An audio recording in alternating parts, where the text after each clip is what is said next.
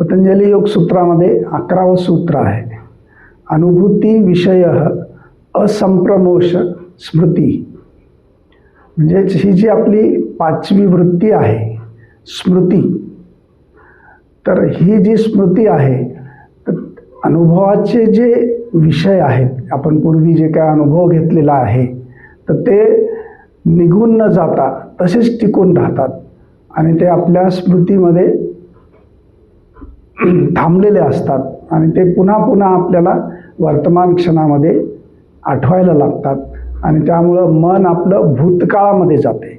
मग योग साधनेमध्ये आपल्याला अडथळा येतो, कारण मन त्यावेळेस शांत आणि प्रसन्न स्थितीमध्ये नसते, आनंदी नसते आणि त्यामुळं जेव्हा आपल्याला ह्या ज्या स्मृती वृत्तीरूपानं येतात त्यावेळेस योग साधनेमध्ये आपल्याला त्याचा अडथळा निर्माण होतो.